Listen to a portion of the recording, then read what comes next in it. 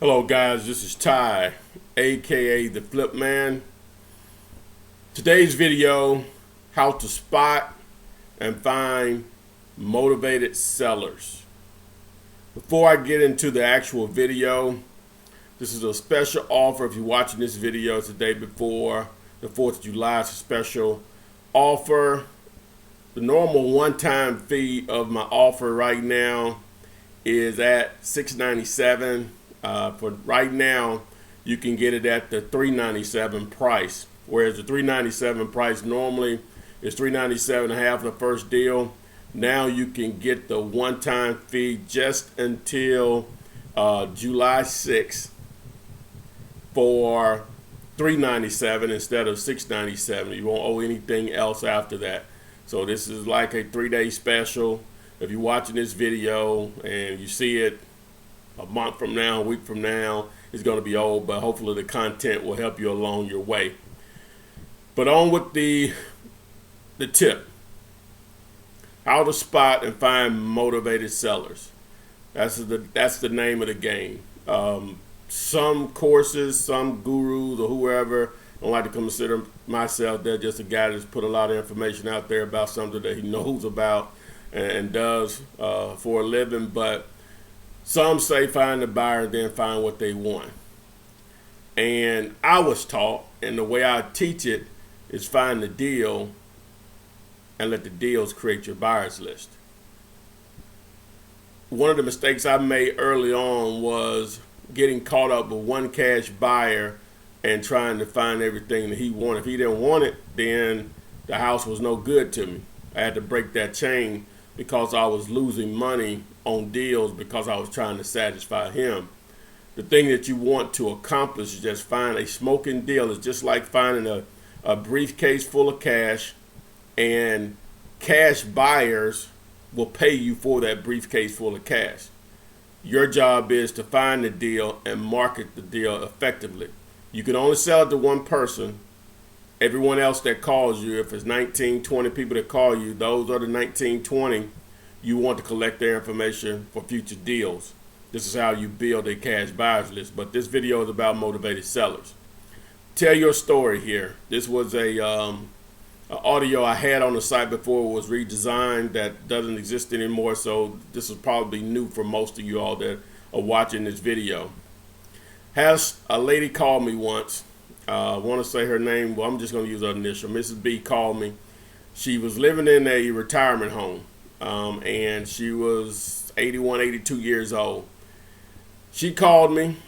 She didn't want to give me a price over the phone, but she told me it was going to be worth my while. Normally, I won't go out on those. I like to get a price over the phone because I don't like to waste my time. I don't like to waste theirs. I don't know where you live, but gas is $3.50 minimum a gallon here. So, but anyway, she convinced me to come out and come to where she lived at the nursing home. So I went there to see her, and and I'm a very patient person. And whenever I do something, I'm normally not rushing. I'm always in the mindset that it's going to take longer than it should. So I was going to give her all day if need be. So she basically went through the story of where her house was located. I was very familiar with that part of town. Had done a number of deals at that point over in that area of town. And she basically went through the story of her husband and where she was from and raising her family. And she basically was decided to turn the house over to her granddaughter, which was her daughter's child who was on crack. And so she wanted her granddaughter to have the house.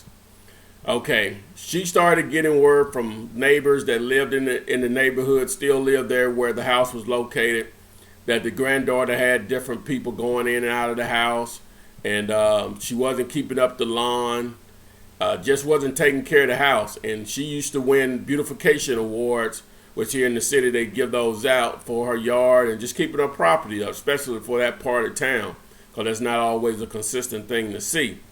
So she explained, she said, Mr. Taylor, she said, number one, I don't need the money, but I'm going to sell this house. And I know I'm about to give away my house to you. And she said, but it's not about that. She said, before I allow my granddaughter to tear down basically what it took me a lifetime to build, I'll give it away. And she said, I'm going to give you a giveaway price. Okay? She did. She gave me a price of $10,000, non-negotiable. I say, that's a good price, Ms. Burrell. Well, I actually gave her name now, but that's fine. There's no big deal.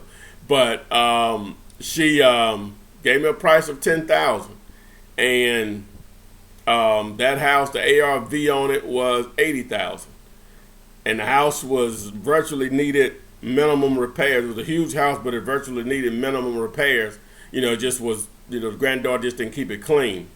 And so I wholesaled that house in a week. I already had a buyer, he gave me 15, and I learned a valuable lesson on that I should have held out. That's when I was dealing with only one buyer, and I should have advertised that property, because he paid cash for 15 and ended up selling it for 30. He didn't even rehab or anything. He basically wholesaled, he just paid cash for it. But anyway, so that's a quick motivated story. So the motivation of someone, it'll vary from individual to individual. A lot of it's just, in that situation, it was more or less this lady did not want something that it took her a lifetime to pay for and keep up to go to waste, to giving it to a relative. And that's a lot of it, is that someone will call you about a house that they have for sale. It was a family house. They said, well, we're not going to sell our house. We grew up in that house. And they started to rent it out or let a family member stay there.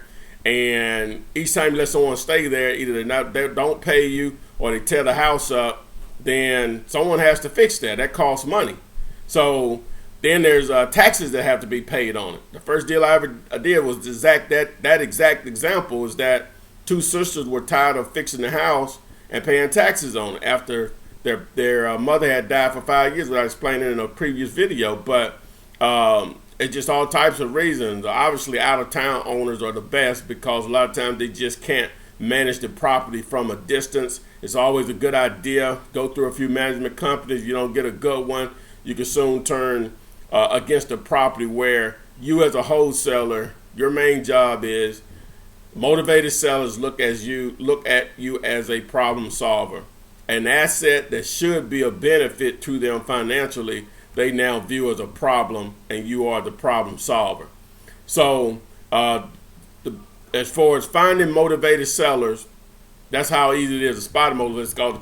Most time when you spot a motivated seller, it's going to be price based, that you're going to be so used to hearing land prices close to retail that when you hear a price, after you do this enough, it's going to stick out like a sore thumb that it's an actual motivated seller on the other end, and you have a deal in place. I actually have two students in Tennessee, a brother and sister team right now, that are working on a deal where a guy, I think his wife left him, and he needs he has a medical condition that he needs to sell his house, and he gave them a motivated seller price, and they're close to putting the deal together. Hopefully I'll be able to report back to you that they've closed that deal, but that's the great thing about it. But and the way they found their deal was through bandit signs. Obviously, I'm a big proponent of that. Some of you all are not comfortable with doing that for whatever reason. All cities have laws on the books, but in most cities, it just depends on where you're putting them,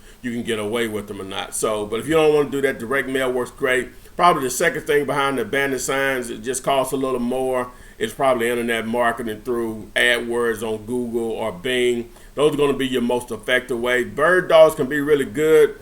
One of the things you need to do with bird dogs, if you're going to pursue that as a avenue of people finding deals for you, you really need to continuously advertise on Craigslist in the job section, looking for salespeople that want to get paid on performance, meaning that if they don't produce an actual transaction, they don't get paid. So it's 100% commission. But those obviously are the ways that you can find deals. There's nothing new under the sun on that. Direct mail, bandit signs, bird dogs, and obviously the internet. Those are going to be your most effective ways to get deals for inexpensive way. Obviously, you can do TV and radio, but that's a whole nother ball game. But hopefully this video helps. Remember, this July 3rd of this video. You can get the $697 option now for the $397 option. Don't owe anything else. That's only will last till Sunday, July 6th. You can take advantage of that. Just go to junkers101.com. You know, you can call or text me 205-492-3425. Guys, don't mind you calling or text me, but take advantage of the 100 plus videos here on YouTube. The questions that you're asking me, that lets me know, and if you all that are contacting me, one of the first questions I'll normally ask you, depending on what you ask me, how many of my videos have you watched? And the reason I ask that is because you're not taking advantage of what's free to you. If you don't have the resources to sign up for my course or whoever, take advantage of the 100 plus videos all day. You just have to buckle down, take the time to do it. But if that's not fast enough, obviously you can sign up for the coaching and courses, the wholesaling houses, wholesaling apartments at junkers101.com. Hopefully this helps. Have a great 4th, and I'll see you on